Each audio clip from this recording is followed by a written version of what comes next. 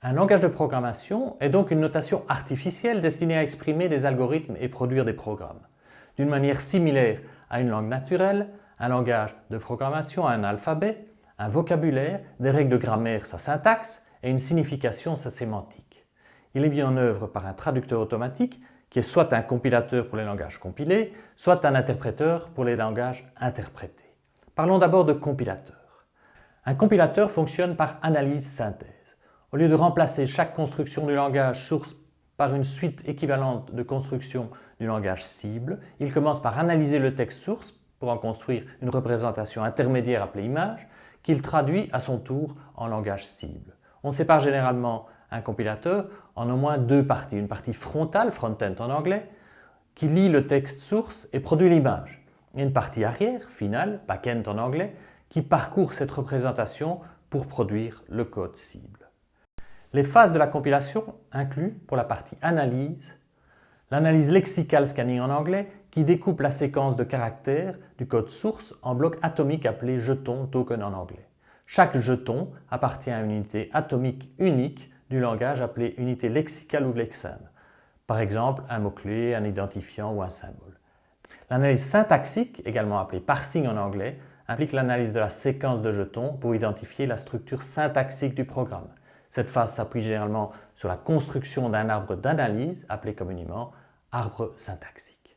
On remplace la séquence linéaire de jetons par une structure en arbre construite selon la grammaire formelle qui définit la syntaxe du langage. Par exemple, une condition est toujours suivie d'un test logique et ensuite d'une instruction, etc.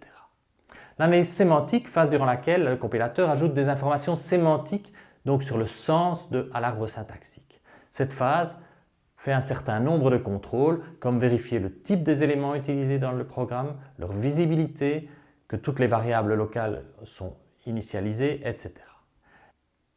Les trois phases d'analyse construisent et complètent la table des symboles qui centralise les informations attachées aux identificateurs du programme.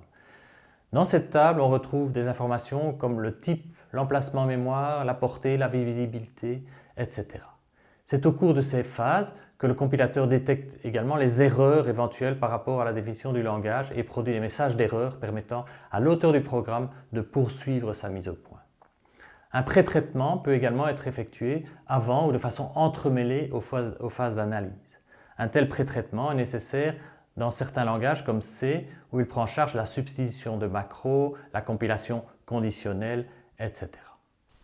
Vient ensuite la génération du code proprement dite, qui inclut trois phases: la transformation du code source en code intermédiaire, l'optimisation du code intermédiaire, c'est-à-dire rendre le programme plus efficace par exemple par la suppression du code mort qui ne pourra jamais être exécuté, la sortie de boucles d'opérations indépendantes de l'itération, etc. Vient enfin la génération du code final. Dans le cas des langages interprétés, l'interpréteur est le logiciel utilisé pour analyser et exécuter les codes. Le cycle d'interprétation consiste en une succession, analyse de l'instruction suivante, exécution immédiate de celle-ci. L'interpréteur est donc à la fois éditeur, compilateur et runtime.